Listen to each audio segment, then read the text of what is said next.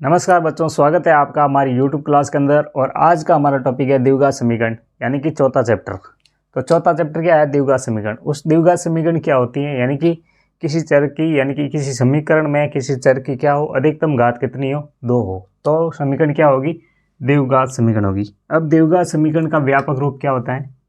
कौन सा रूप? व्यापक रूप। व्यापक रूप क्या होता है? A X square plus B X plus C बराबर 0। ये क्या है? द्विघात समीकरण का व्यापक रूप है। तो सी का मतलब क्या होता है भाई? कांस्टेंट यानी कि अचर पद। और एक्स क्या है? चर पद। तो जैसे ही मान लो हमने कोई समीकरण लिख दी, 3x का स्क्वायर प्लस 5x प्लस 8 बराबर 0। ये एक क्या है? द्विघात समीकरण है। और ये द्विघात समीकरण का क्या है? व्यापक रूप। यानी कि इस प्रकार की समीकरण होगी वो क्या होगी? द्विघात समीकरण होगी। तो द्विघात में समीकरण में चर की घात क्या होनी चाहिए? अधिक से अधिक 2, यानी कि 2 से ज़्यादा होगी तो वो द्विघात नहीं होगी। वो कौन सी घात होगी? फिर 3 घात वाली समीकरण हो जाएगी। तो ये कौन सी है? द्विघात। यानी कि इस चर की घात क्या है? 2। तो बाकी का ये क्या है? ये कांस्टेंट यानी कि अचर पद है।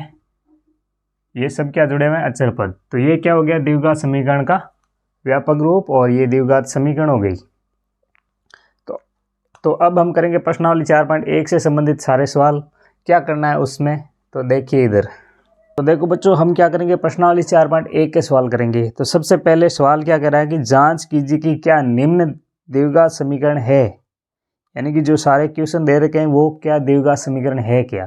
तो हमें सबसे पहले क्वेश्चन का ही पहला सवाल क्या है? x प्लस 1 का स्क्वायर। क्वेश्चन नंबर आपके पास कौन सा है? 1 का पहला ही सवाल क्या कह रहा है? x प्लस 1 का होल स्क्वायर। ठीक है। उसके बाद में बराबर 2 का गुणा x माइनस 3 इसके साथ।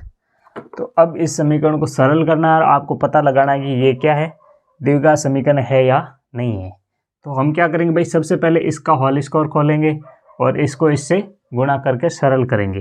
तो सबसे पहले इसका होल स्क्वायर खोलो या तो, और या फिर क्या करेंगे? x प्लस 1 को 2 बार गुणा कर लेंगे। बराबर में क्या है? 2 का इसके साथ गुणा। तो 2 का गुणा x के साथ 2x और 2 का गुणा 3 के साथ तो माइनस के 6। ठीक है। अब इस समीकरण को इनको सरल करो। इसका गुणा इसके साथ, सबसे पहले x का गुणा x के साथ तो x स्क्वायर, फिर x का गुणा 1 के साथ तो x प्लस, फिर 1 का गुणा x के साथ x और 1 का गुणा 1 के साथ 1 हो गया। अब बराबर 2x माइनस 6 हो गया ना। समझ में आया किस प्रकार करना है? या तो इसका स्क्वायर खोल दो। x प्लस 1 का होल स्क्वायर क्या होता है? X square plus 2x plus 1। ये क्या होता है? इसका समीकरण। तो इस प्रकार इसको सरल करोगे तो क्या आएगा? एक्स स्क्वायर, x और x कितने हो गए? 2x प्लस में क्या है? 1 बराबर क्या है? 2x माइनस 6 हो गया। अब इनको क्या करेंगे? इधर लेके आएंगे तो ये क्या हो जाएगा? माइनस में, और माइनस का क्या हो जाएगा? प्लस में। तो इधर लेके आओ। X square plus 2x plus 1 minus के 2x और प्लस के 6 बराबर में क्या रहा? 0। अब देखो इसको सरल करो। ये प्लस के 2x, ये माइनस के 2x तो क्या हो जाएंगे? कैंसिल आउट, यानी कि कट जाएंगे। अब देखो एक्स स्क्वायर प्लस का 1 प्लस का 6 कितने हो गए? 7। तो क्या बचा पीछे? 1 तो बचा एक्स स्क्वायर, और प्लस का 6 और प्लस का 1 कितने हो गए? प्लस के 7 बराबर में क्या बचा? 0। अब ये क्या हो गई? ये क्या है? द्विघात समीकरण है। X square plus 7। अब देखो समीकरण की अधिकतम घात कितनी है? 2। तो ये 2 है। अब आपको लगेगा कि हमने पढ़ा था व्यापक रूप तो अलग होता है द्विघात समीकरण का। क्या होता है? A X square plus B X plus C बराबर 0। लेकिन इसमें तो ये है और ये है, लेकिन ये नहीं है ना।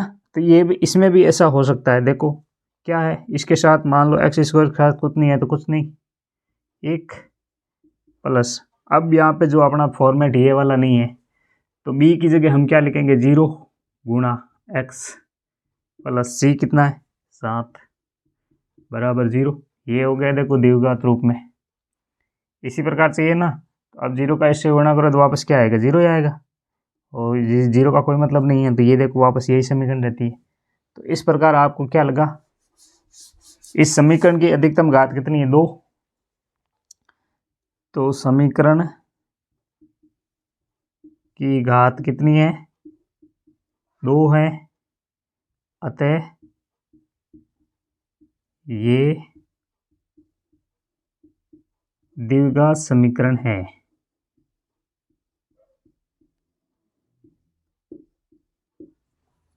इस प्रकार आपको समीकरण को सरल करना है, यानी कि इनको सरल करके देखना है कि भाई ये जो है ये द्विघात समीकरण है या नहीं है। दूसरा सवाल क्या है, एक्स स्क्वायर माइनस 2x, क्या है, एक्स स्क्वायर माइनस 2x बराबर माइनस के 2 और 3 माइनस एक्स। आपको इसको सरल करना है और पता लगाना है कि ये द्विघात समीकरण है या नहीं है। तो सबसे पहले देखो इनको सरल करो, एक्स स्क्वायर माइनस 2x बराबर माइनस का 2 गुणा करना है 3 के साथ, तो क्या आएगा, माइनस का 6, फिर माइनस का 2 माइनस के x के साथ गुणा होगा तो क्या होगा, प्लस का 2x हो गया। अब गुणा हो गया भाई 2 का इसके साथ और 2 का इसके साथ, दोनों के साथ गुणा हो गया। अब इसको इधर लेके आओ, माइनस का 6 है तो प्लस का हो जाएगा, और प्लस का 2x है तो माइनस का हो जाएगा, बराबर में क्या आएगा, 0। ध्यान रखना ये चीज़। तो अब देखो क्या है, ये प्लस का माइनस का हो गया, ये माइनस का ये, और ये माइनस का प्लस का हो गया। अब इसको सरल करो और देखो, एक्स स्क्वायर माइनस के 2x और माइनस के 2x कितने हो गए, 4x, प्लस में कितने हैं, 6, बराबर में 0। देखो समीकरण क्या मिली आपको, x square minus 4x plus 6, तो समीकरण की घात कितनी है, 2, और ये क्या है, द्विघात समीकरण है।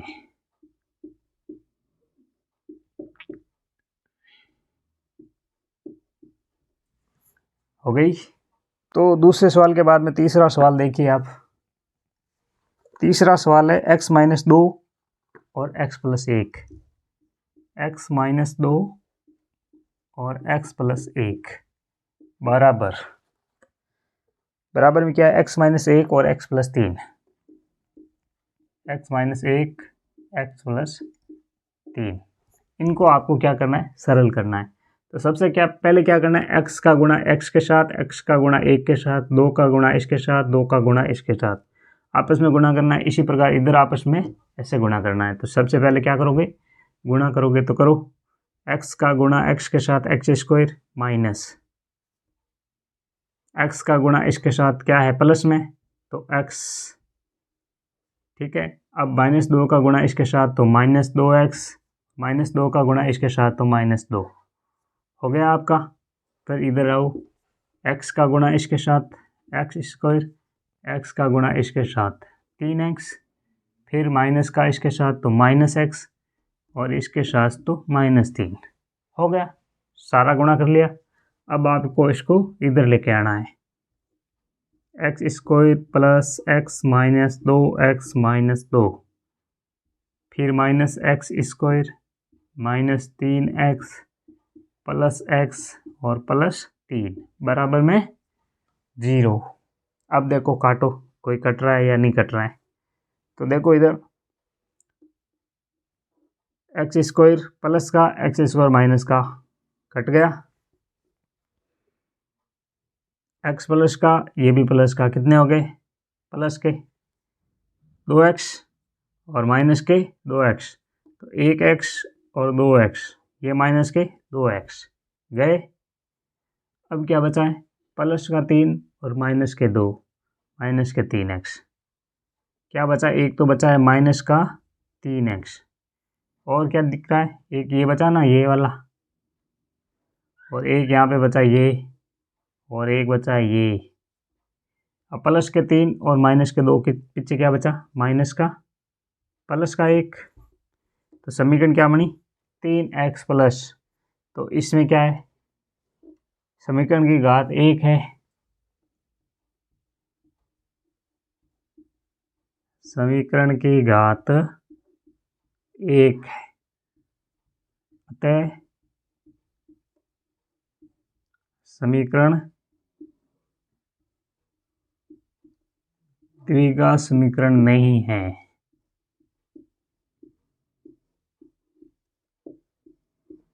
हो गया।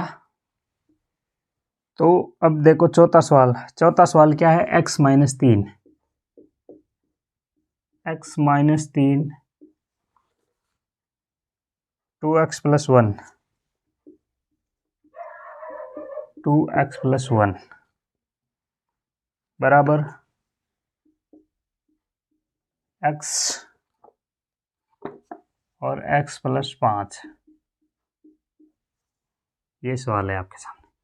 अब इसको आप सरल करो। सबसे पहले वही काम करना है, x का गुणा इसके साथ 2x square plus x, minus 3 का इसके साथ तो माइनस का 6x और माइनस के 3 बराबर x स्क्वायर प्लस 5x। अब क्या करना है, इसको इधर लेके आना है, 2x square plus x minus 6x minus 3 minus का x स्क्वायर और माइनस का 5x बराबर 0। हो गया। अब आपको क्या करना है, देखना है कि कौन सी संख्या कट रही है और कौन सी नहीं कट रही है। तो देखो x स्क्वायर ये है 2x स्क्वायर, तो 2x स्क्वायर में से एक x स्क्वायर गया तो पीछे क्या बचा, x square. 6x minus 5x कितने हो गए, 11x। 11x में से एक प्लस का x गया तो पीछे कितने बचे, माइनस के 10x। हो गया। फिर ये कितने बचे, माइनस के 3 बराबर में 0। तो क्या समीकरण प्राप्त हुई आपको, x square minus 10x minus 3। तो x की अधिकतम घात कितनी है, 2, और ये समीकरण क्या है, अतः द्विघात समीकरण है।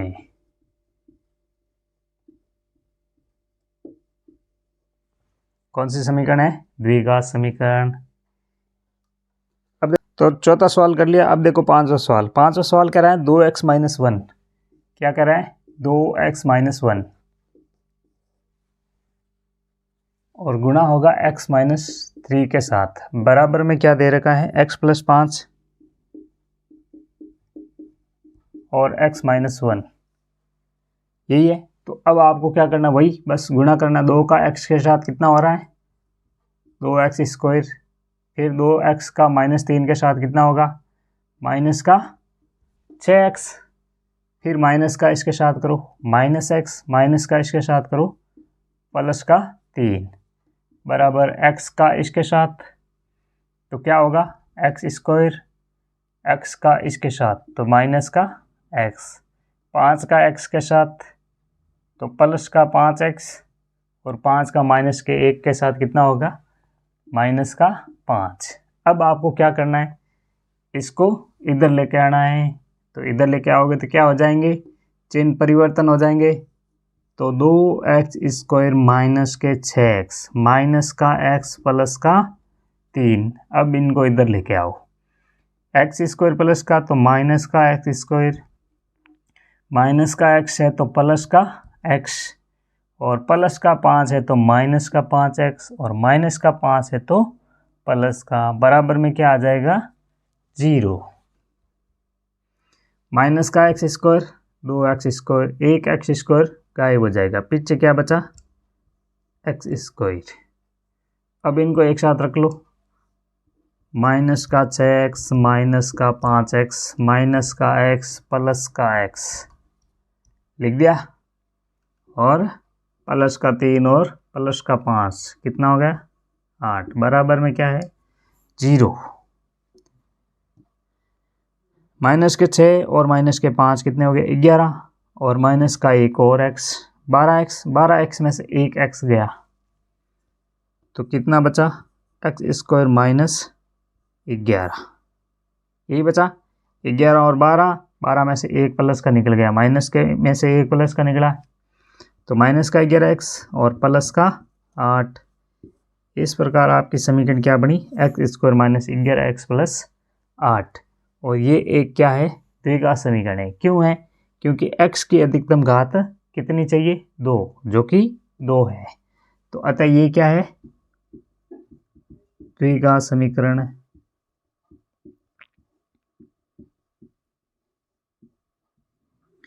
तो 5वां की समीकरण प्राप्त हो गई आपको। अब देखो छठा सवाल क्या कर रहा है। तो 5वां सवाल हमने कर लिया। अब देखो छठा सवाल। छठा सवाल क्या कर रहा है, देखो सबसे बड़ी बात है कि आपको ये x का x के साथ गुणा, x का x स्क्वायर के साथ गुणा करना आना चाहिए ना। ये कर सकते हो तो बहुत आसान है। सबसे पहले देखो छठा सवाल क्या कह रहा है, X square plus 3x plus 1 बराबर में है x माइनस 2 का स्क्वायर। तो अब इसको सरल करो, x square plus 3x plus 1 बराबर x माइनस 2 का होल स्क्वायर खोलना आता है आपको। क्या होता है X square, a plus B का होल स्क्वायर क्या होता है, a का square plus 2ab plus b का स्क्वायर।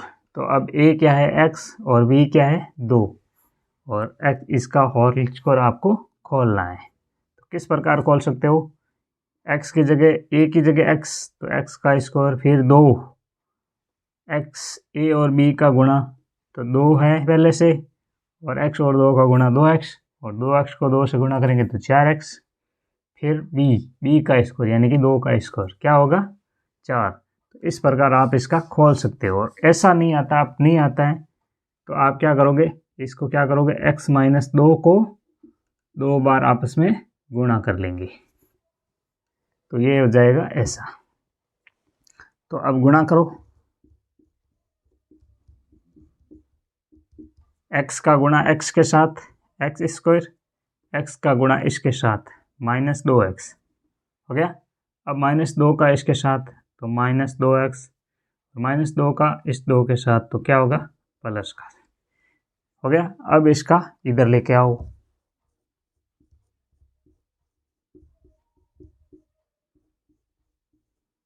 माइनस वाला क्या हो जाएगा प्लस में, और प्लस वाला क्या हो जाएगा माइनस में, बराबर में क्या आएगा 0। अब देखो इसको सरल करो, करो 3x 2x 2x 4x और 3x 7x, कितने हो गए 7x, एक्स स्क्वायर में से एक्स स्क्वायर तो गायब हो गए, हो गया गायब। अब यहाँ पे क्या बचा 7x प्लस का 1 और माइनस का 4, तो कितने बचे माइनस के 3। एक तो बचा 7x और दूसरा बचा माइनस का 3, बराबर में क्या बचा 0। समीकरण क्या बनी 7x माइनस 3। तो इसमें x की घात आपको क्या नज़र आ रही है, जहाँ पे कुछ नहीं है वहाँ क्या है 1, तो x की घात 1 है। अतः ये क्या है द्विघात समीकरण नहीं है।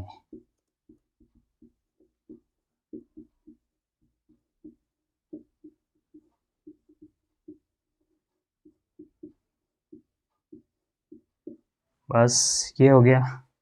तो छठे सवाल के बाद में देखो सातवां सवाल। सातवां सवाल क्या कह रहा है, x प्लस 2 का क्यूब, x प्लस 2 का क्यूब, कौन सा सवाल है सातवां है। फिर बता रहा है बराबर 2x और x स्क्वायर प्लस 1, ऐसा ही है ना माइनस 1, इसको सरल करना है। तो अभी तक तो आपका स्क्वायर था, अब आपका क्या चाहिए क्यूब, यानी कि ये सारी सर्व समीकरण आपको याद करनी है, सारे फॉर्मूले, x प्लस वाई का whole square, x plus Y का cube, X square plus Y square, ये सारे क्या आपको याद करना है, X cube plus Y cube, ये सारी सर्व समीकरण आपको याद करनी है। तो एकदम आसान से आपको इनको सरल कर सकते हो। तो अगर आपको ये याद है, क्या याद है भाई, x प्लस 2 का क्यूब। अब अगर आपको क्यूब का फॉर्मूला याद है कि क्यूब, अगर क्यूब दे रखा तो इसको किस प्रकार हम सरल करेंगे, तो इसका फॉर्मेट आपको याद होना चाहिए। तो क्या है इसका फॉर्मेट भाई, एक्स प्लस वाई का क्यूब या ए प्लस बी का क्यूब। तो इसमें क्या होगा, सबसे पहले ए का क्यूब, फिर क्या आ गया 3a² बी प्लस 3ab का स्क्वायर प्लस बी क्यूब। ये इसका फॉर्मेट रहेगा। तो आप इसको कर लो ऐसे, x³ प्लस क्या है 3 और a का स्क्वायर यानी कि 3a का स्क्वायर यानी कि x का स्क्वायर, फिर क्या होगा b गुणा में 2, फिर प्लस 3a को ऐसे ही रखो, फिर b का स्क्वायर, तो b का स्क्वायर कितना होगा भाई 2 का स्क्वायर, फिर क्या होगा प्लस 2 का क्यूब। ये हो गया। और बराबर में क्या है 2x² को गुणा करेंगे तो कितना होगा 2 क्यूब, और 2x का इसके साथ करेंगे तो 2x। तो ये हो गया। अब इसको सरल करो, x³ प्लस 3x² और इनका 2 से गुणा करेंगे तो क्या होगा 6x² प्लस 2 का स्क्वायर कितना होगा 4, और 4 3 कितना होगा 12x²। 12x² होगा, नहीं x² नहीं होगा, 3 2 6।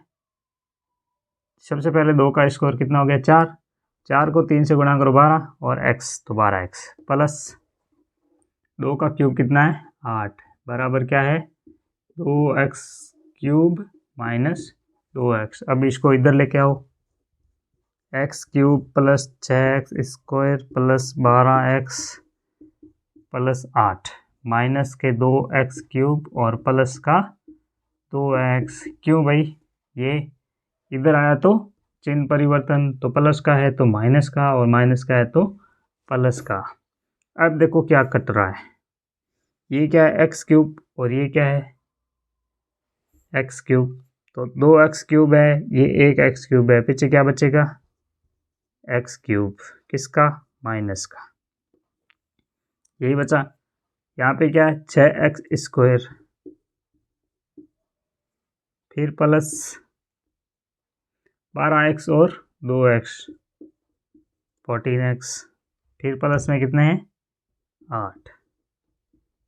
क्या समीकरण बनी x³ plus 6x² plus 14x plus 8। इसमें के x की घात अधिकतम घात कितनी है 3, तो ये क्या है द्विघात समीकरण नहीं है, अतः ये द्विघात समीकरण नहीं है। तो 7वां सवाल ये था। तो अब आते हैं हम दूसरे सवाल में, और दूसरा सवाल क्या कह रहा है द्विघात समीकरण के रूप में निरूपित करना है, यानी कि सवाल है उनका द्विघात समीकरण ही बनाना है। तो बस दूसरे सवाल का पहला सवाल क्या है देखो, पहला सवाल है एक आयताकार भूखंड का क्षेत्रफल 528 मीटर स्क्वायर है, यानी कि एक आयताकार भूखंड है और उसका क्षेत्रफल कितना है 528 मीटर स्क्वायर। अब जैसे इसको हमने मान लिया ABCD, तो ये क्या है आयताकार भूखंड है और इसका क्षेत्रफल कितना है 528 मीटर स्क्वायर। अब हमने इसको मान लिया, तो ये क्या होती है आयत की लंबाई और ये क्या होती है चौड़ाई। अब सवाल कह रहा है कि क्षेत्र की लंबाई है वो चौड़ाई के दुगुने से 1 अधिक है। क्षेत्र की लंबाई है वो चौड़ाई के दुगुने से 1 अधिक है। तो सबसे पहले हम क्या करेंगे, माना कि चौड़ाई क्या है x है, माना कि चौड़ाई है वो x है, तो लंबाई क्या होगी, लंबाई क्या कहला रही है कि क्षेत्र की लंबाई है वो चौड़ाई के दुगुने से 1 अधिक है, यानी कि जो लंबाई है क्या है चौड़ाई का दुगुना, यानी कि इसका दुगुना तो कितना होगा 2x, और उससे कितनी है 1 अधिक है, कितनी अधिक है 1 अधिक है। तो ये क्या है लंबाई है। तो चौड़ाई हमने कितनी मानी x, और चौड़ाई का दुगुना क्या हो गया 2x, और उससे 1 अधिक यानी कि इस 2x से 1 अधिक, तो क्या हो गई पूरी ये क्या हो गई लंबाई। तो हमारी चौड़ाई ये हो गई और लंबाई होगी ये। ठीक है, अब आपको क्या ज्ञात करना है, भूखंड की लंबाई और चौड़ाई ज्ञात करनी है। तो किस प्रकार ज्ञात करोगे, इन दोनों का क्या होता है, आपस में गुणा होता है। तो देखो, आयताकार भूखंड का क्षेत्रफल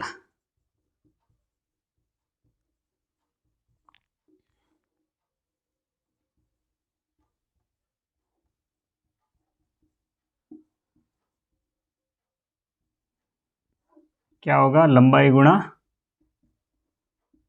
चौड़ाई। तो क्षेत्रफल कितना है, 528 बराबर x, 2x प्लस 1 गुणा x।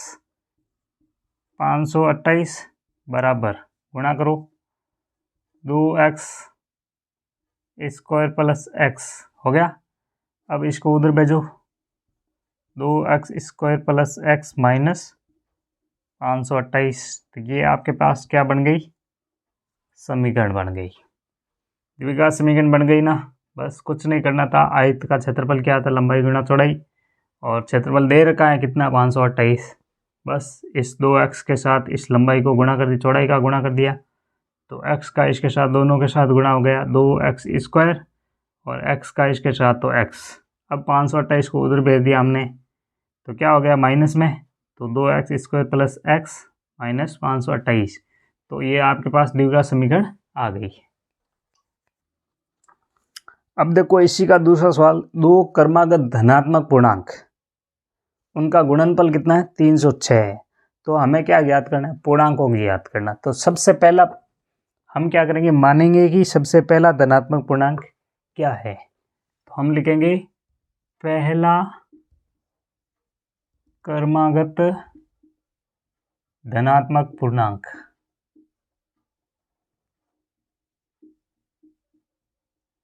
क्या होगा भाई, x। फिर हम मानेंगे दूसरा क्रमागत धनात्मक पूर्णांक, कितना होगा भाई, x के बाद में x प्लस 1। और सवाल और क्या कहता है, इन दोनों का गुणनफल कितना है, 306 है। यानी कि पहले और दूसरे दोनों का गुणनफल कितना है, 306। तो गुणनफल किन का होगा, x और इनका, तो x गुणा x प्लस 1 बराबर कितना आएगा, 306, जो कि हमारा पसंद कह रहा है। तो x का इसके साथ गुणा करो x स्क्वायर, और x का 1 के साथ गुणा करोगे तो x आएगा, बराबर में कितना है, 306, यही है। अब देखो 306 को इधर लेके आओ, x square plus x minus के 306 बराबर में क्या रहा, 0। तो ये आपकी क्या बन गई, द्विघात समीकरण।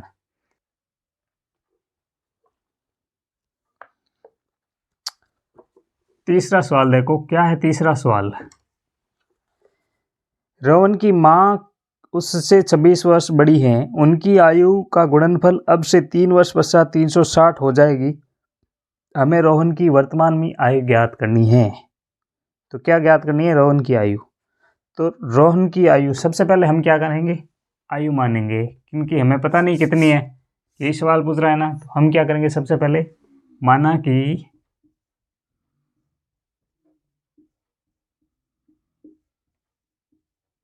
रोहन की आयु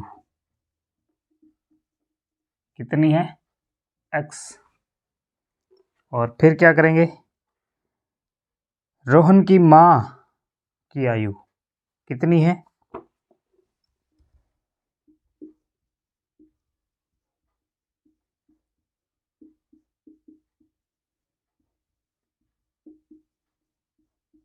कितनी है। देखो क्या कह रहा है, रोहन की माँ उससे 26 वर्ष बड़ी है, कितनी है, 26 वर्ष। तो हमने रोहन को कितना माना, x वर्ष माना है। तो रोहन की माँ उससे कितनी बड़ी है, 26 वर्ष। तो x प्लस 26, ये क्या है, इसके माँ की आयु है, हो गई। अब आगे सवाल कह रहा है 3 वर्ष पश्चात, कितने वर्ष बाद में, 3 वर्ष पश्चात। तो लिखो 3 वर्ष पश्चात,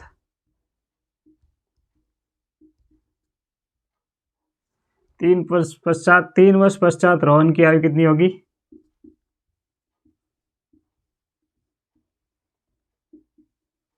कितनी हो जाएगी भाई, x+3। और रोहन के माँ की आयु कितनी हो जाएगी,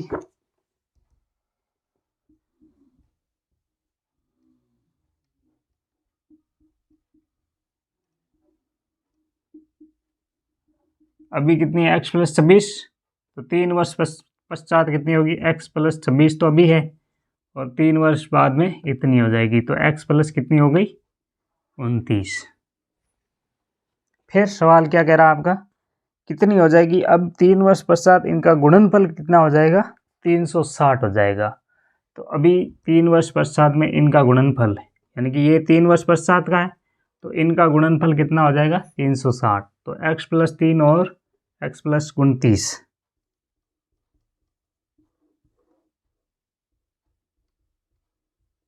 ये इनका गुणनफल कितना हो जाएगा, 360।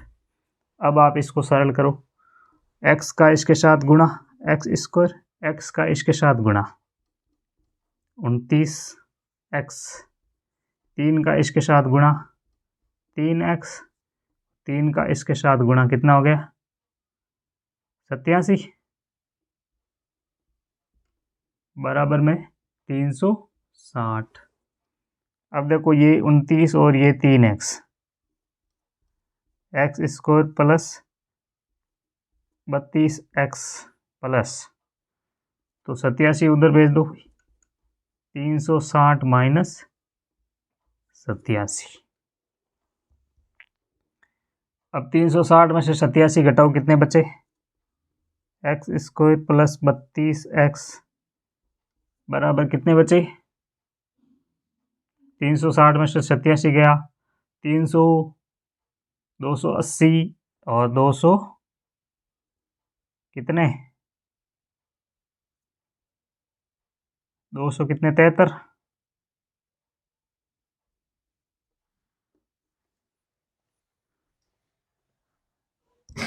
आगे देखो इधर क्या बचा, अब 273 को हम इधर लेके आएंगे, तो x² प्लस 32x माइनस के 273 बराबर में 0। तो ये बन गई समीकरण आपकी द्विघात समीकरण। तो बच्चों चौथा सवाल क्या है, एक रेलगाड़ी 480 किलोमीटर की दूरी समान चाल से तय करती है, यदि इसकी चाल 8 किलोमीटर प्रति घंटे कम होती है तो वह उसी दूरी को तय करने में 3 घंटे अधिक लेती हैं। तो हमें क्या ज्ञात करनी है, रेलगाड़ी की चाल ज्ञात करनी है। तो जब हमें चाल पता ही नहीं है तो हम सवाल को तो करेंगे, तो क्या करेंगे, सबसे पहले चाल को क्या मान लेंगे, कुछ ना कुछ। तो माना कि रेलगाड़ी की चाल कितनी है, x किलोमीटर प्रति घंटे, और दूरी कितनी दे रखी है, 480 किलोमीटर। अब आपको क्या ज्ञात करना है, समय। तो समय को हम क्या मान लेते हैं, t। एक तो पहली चाल है और फिर आपकी दूसरी चाल कम होती है, तो समय 2 बार आएगा। तो हम पहली बार हम क्या मान लेते हैं, समय को t1। देखो समय का सूत्र क्या होता है, सबसे पहले तो ये देखो, समय बराबर क्या होता है, दूरी बट्टा चाल। अब देखो समय को हमने क्या मान लिया, t1, और दूरी कितनी है, 480, और चाल क्या है हमारी, x। समीकरण क्या बन गई, 1 बन गई, क्या बनी, t1 बट्टा 4 बराबर 480 बट्टा x। ये तो हमारी जब चाल x किलोमीटर प्रति घंटे थी। फिर सवाल कहता है कि यदि आपकी चाल है वो 8 किलोमीटर कम हो जाए, तो 8 किलोमीटर कम होगी तो इसमें से कम होगी, क्योंकि हमारी चाल अभी क्या है, x किलोमीटर, और जब 8 किलोमीटर कम हो जाती है तब आपका जो समय है 3 घंटे बढ़ जाता है। तो इसमें ही बढ़ेगा, जब t1 था पहले, फिर क्या हो जाएगा, t1 + 3 हो जाएगा। तो अब आप क्या करोगे, जब चाल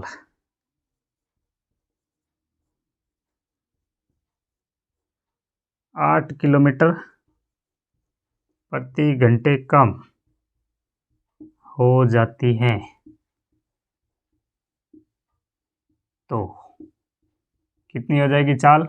x माइनस 8 हो गई। और दूरी आपके पास क्या है? 480। तो समय क्या होगा आपका? t2 बराबर 480 बट्टा में चाल क्या रहेगी? x minus 8। और समीकरण क्या बन जाएगी? 2 बन गई। अब आपका क्या है? t1 बराबर t2, यानी कि समीकरण 1 और समीकरण 2 को बराबर करेंगे। तो सबसे पहले कह रहा है कि जब चाल कम हो रही है तो समय क्या हो जाता है? 3 घंटे बढ़ जाता है। पहले कितना था? t1, फिर कितना हो जाता है? 3 बढ़ जाता है। तो बस ये करना है। तो यहाँ पे इधर देखो क्या हो रहा है? 3 प्लस t1 बराबर t2।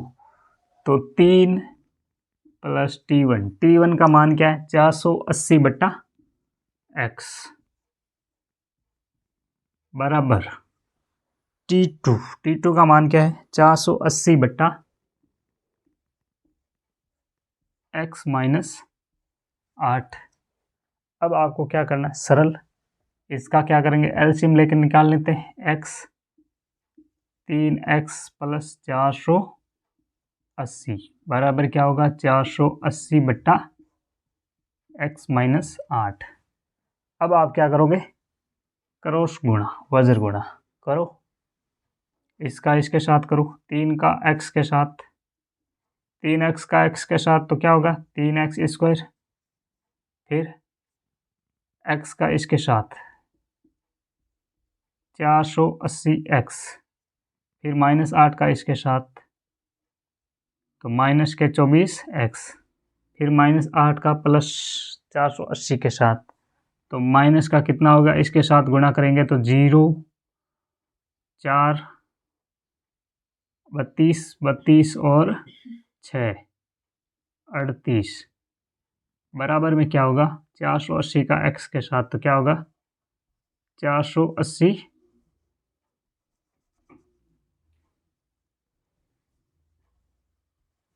x हो गया। अब इनको सरल करो। 3x square plus 480x minus 24x minus 3840 minus 480x बराबर 0। अब देखो ये प्लस का और ये माइनस का तो आपस में कट गया।